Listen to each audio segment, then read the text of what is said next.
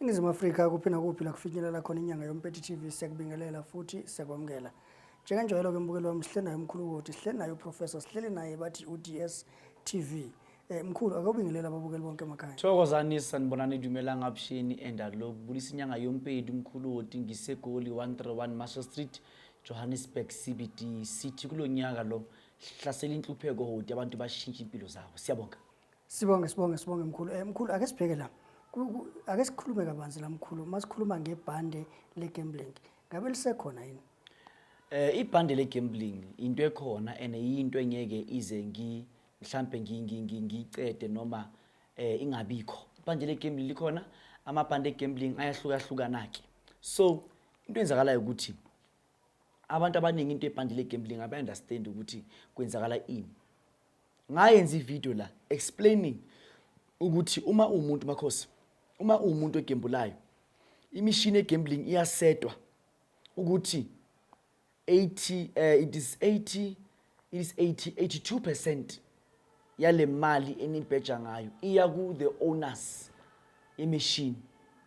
Then sibe ne-8% enikezwa the owner of indawo la ndlalela khona ama-gambling wenu. It doesn't mean ukuthi umuthola indawo kuyi-Monte Casino or kuyini the building yaleyo ndawo leyo kwezinye indawo e-Emerald umufika doesn't mean ukuthi le building la ungena imishini khona ile mishini le i-owner lo muntu e-building cha. Umuntu e-building nama-slots la wangene la kune-percentage esharewayo ngaphakathi. Then kube kuyikuthi ke kune-percentage enidlana nina nodwa. Le percentage enidlana nina nodwa it's about 10%. The owner of the building is given how many percent? 8%. Then wena muntu then i-company yona ithola ngakhi? Ithola 82%, of which ibhande leGambling mangunikeze lona. Anyenze ngutshela manga. Ibhande leGambling sigaye isandla semfene litsola twini. Sigaye isandla semfene litsola twini. Why sigaye isandla semfene eminye imithi sayifaka ngala? Yaba lori sigaye nenyawo limanaka aphofole barenki thagadu kaSetswana. Ingulube yasehlathini angazi uthiwa yini ngesiZulu. Lezi zinto lezi, number 1 imfene imikshaya ayimiss. We want you ukuthi umufika eCasino uwine. That's number 1. Number 2, thagadu yona iyepa ibikene motlametsi keneting igubha izifikela kumele ifikele khona ingulube yasehlathini. Nalo mingahlangana nawe ume phambi komgodi wayo iyakushayisa igubhe ingene iyela ekhona iphela emgodini straight. So nawe ngifuna ukuthi umubheja uma wenza ama lottery games wakho ubheja wenza ini ngifuna ukuthi uwine. That's why ibhande leCasino kuyimali engange 10,000 rand. It is mainly because of sifuna ukuthi uwine. Izinto esiyuza lapha ya izinto ezinamandla ngendlela esimanga, izinto ezingamesi. We cannot sithi sabantu ngithi ngiyinyanga bese ngiqabanga imithi ngikwenzela ibhande leGambling ngamafutha kuthiwa yini amafutha nthi ngibona amafutha wani amafutha wonogwaja. Utodla ubale nje ile game ile nso ubale ngoba ihlala igijima njalo lento namsebenzi noma ngokuqabe ngofudu ufudu luhamba slow anye kuzuwini. So we take things off which is inamandla. Angizelanga la uzofundisa ngomuntu senifunda umqondo mase nibheka kakhulu senifunda umqondo ke manje. So into ezakalayo ukuthi wena uma ufuna ibhande leGambling woza la kumina ngizokunika into yakho ngoba kunabanye abazenza omkhulu Hoti ngibabona lapha ku TikTok nelinye ithwasa lami lesifebe kanje ngilibona lapha ku TikTok siseli celebrity liyakhohlwa ukuthi liyangikolota manje ngoba uHoti angikhulumi kakhulu futhi anginani sengiyasho nje manje yazi ngizwe ngimbheke ku TikTok le ntombazana ikhuluma ikhohlwe ukuthi iyangikolota njengoba inkolota ishiye ngisho nemitundu yayo imsamo wami sekuyicelebrity kwa TikTok. If besiyinyanga sinibonisa ukuthi ubani la kaqedanga ubani lo kaqedanga ngamkhipha esigodlweni ngoba edla ama client imali. So kuyimanje sekumuntu nje. So there are those people of which bahlala la uma ngikhuluma bayabhala mabaqeda baya ku TikTok bafike bakhuluma izinto zami. Baningi abantu engibafihlile bungomeni manje sekuyinyanga lapha sekuma celebrity kwa TikTok ubcelebrity ubungafani nanoma kunini. Umuntu wakhona akaqedi ngisho nasethongweni since ahamba uyazi ukuthi ukolota uHoti ushiye nezinto zakhe Kodwa ngapha umuntu akona sokuyisifebe sinye omkhulu bonke baka TikTok ngimbona anabo ngithi we mayibabo yazi ukulamba emhlabeni kunzima. Ntheka mo yela ntwede ngamona ka dimpe ngamona. Into engala isisu ngiyasaba isisu. Ugcina senza ngisho nezinto ezingakwenza ukuthi uzufe nakusasa. Angikhulumi kakhulu. Yabona into engala esiswini la nogogo omdala namashisha amhlophe ugcina usumungena usubona ulambile. Ngiyasaba isisu. Ubona ukuthi this thing is not right to do. But ugcina so yiyetsa ntwe. Ngithi umuntu uyicelebrity wa TikTok abantu futhi yena uweso ngoba phambili ngoba unkolodo ukufa but awunabuthatha he. Inyanga aziyekele ukuloku zithatha izinto from one thing oyizwile when uyenze yakho uyobhuqa abantu ngayo. Ezinye zezinto lezi uzothwenzela umuntu into umuntu uyafa. Njengomuntu ongamkhuza ukuthi ungathi umuntu umphuzisa lento. Lento ayiphuziswa umuntu lento. Ngamkhuza ngathi lento ayiphuziswa umuntu. Ubone mina ngithatha lento le ngiyithela kangaka. Ngiyazi ukuyikala mina ngilento ngayithwasela ngayifunda. Muthana uhle ahlala enza abantu kanje bavuke ebhedlela. Owogqina wafa ngqi wafa umuntu. Umuntu ubhadle ejele ngento engenamsebenzi. Inyanga yompeni Mkhulu Hoti. Umufuna ibhande leGambling is 10,000 rand ngizokwenzela. Siyabonga. Sibonge Mkhulu. Ake siphinde sibhekele Mkhulu. I-magic wallet Mkhulu sizwile ngazuthi izokhuphuka. Iqala nini ukukhuphuka mayizokhuphuka izoba imalini? Njengoba ngikhuluma nawe njengamanje khehla makhehla i-magic wallet sikhuphikile simali engange 35,000. Then i-magic wallet umifuna ukuyithatha icash fika la kumina ngemali engange 100,000 kunikeza i-magic wallet cash uhamba nayo. Then uma nje une deposit fika la ekhani 35,000 mukhala nge30 mungenayo hlala endlini. Ukwazi ukuthi ukhulisa ingane zikhule ihlupheka amadoda amanye ayilale uloku khona.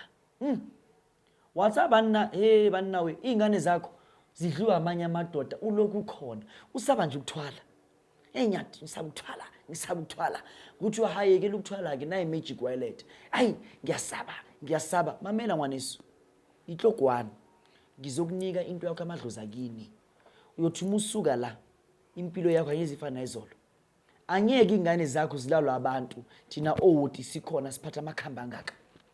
Angeke ingane zakho zidliwe omakhelwane zizidliwe nabantu abadala thina sikhona. It's wrong. Sukumela impilo yakho. Muqeda ukufika la sokwenzela umuthi afterwards ingane yakho yaphila imali yangena ifaka ilwane zomoya eminye ezinye zeimali zifaka nje amakhubalo. Awadli umuntu awabulali namfazi wakho. Lento expire each and every year uzalana ngiyayivuselela. Uma usu right uzitholela something like a spa noma something like a garage uyathengisa muqeda ukuthengisa uba right. Ufana nomunye ubaba ungitshela omunye umhlola wathi kimi Mkhulu ngithenga ama shares ka 300,000 ngemali emagic wallet. Ingakho ubona nginyusa sekunabantu of which impilo zabo zishintshile ngemagic wallet. So manje imagic wallet umufika kimina fika la ekhaya ngemali engange 35,000 umukhala khala nge 30,000. Inyanga yompedi ngisegoli Johannesburg CBD 131 Marshall Street Makhosi ukhumbule. Siyabonga Mkhulu. Mkhulu ake ucacise la yini lento ekuthiwa umgodi wemali? Ake sikhulume umgodi wemali ke manje. Sikhuluma ngabantu of which lana they believe ukuthi bona they are where they are because of amadlozi wabo. Kibuyale batho ba reng nna ke hlupheya tjena nna ke na le tšhelete tjena mara I believe ukuthi kunesandla sika gogo nesandla samadlozi. Uma kanjalo unomuzi wakho noma useflatini noma userumini noma usemathanauzini. Abantu abahlala kumathanauz nami ngike ngahlala kumathanauz before and kumnandi uhlala phaya awurasela ngisho na ingane. Lo munati mole man. Uma uhlala phaya kunento ebizwa ngebalcony. Into zakho zenza kuphi? Ebalcony. Ebalcony unkosikazi wakho at some point ungena nje mayoneka those few things because kuba nama line somewhere. Then uma kuyikuthi unqena ukwenza erumini yakho uzenza kuphi kwibalcony. Besides lokho uzenza kuphi ekamereni lakho ke kulungile ithi ngiye phambili. Umgodi wemali uma umuntu ofuthi uhlala kuma townhouse what you do you cannot dig kuma townhouse ngoba kufineka umgodi. Wenzani? Wenza itina zibe kanje 1 2 just 2 line 18. Then ngizokunika ikhubalo. Leli khubalo leli uzolifaka la wenze khona leli 2 line 18. Le 2 line 18 ngaba 18 ezu 3 so which is 1 2 3 1 2 3 of which yithi nezo 6 wenze something engathi santo nyana mufaka isandla kuyawela umgodi ke loyo. Then mina I'll give you a god, whatever thing of which mina ngizokupha yona wena uzoyifaka ngala. Lento le iyona ezokudonsela imali ingene ngala.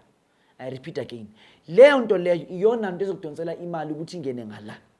And lento yami uma ilapho, make sure ukuthi lapho beka something sastone noma sa ingane ingalibe idlalela khona, ayizukufa ayizukwenzani, but akufuneka ukuthi abantu badlalela khona and umfazi wakho engabambi khona.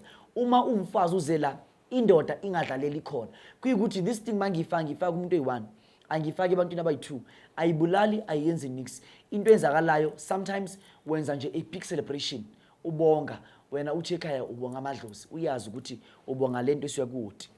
Uma unqena ukwenza something like itina erumini, ungithola ibhakede lensimbi. Leli bhakede lensimbi ufika ungifakele lona kule ndawo ekhoneni. Ufika ungifakele lona kule ndawo ekhoneni. Then umgodi wemali usebenza kanje. Uma ngikwenzela mina umgodi wemali, you need to have money, like serious money. Serious money. Ngizokwenzela ke mina umgodi wemali.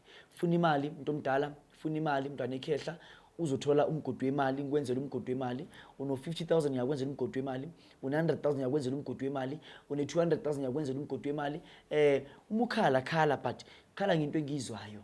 Ungakhali nawe kabi manje nawe usuyakhala awusanqabangeli nami ukuthi lento lezi yamanguzela nazo izinto ezibhadalelwe.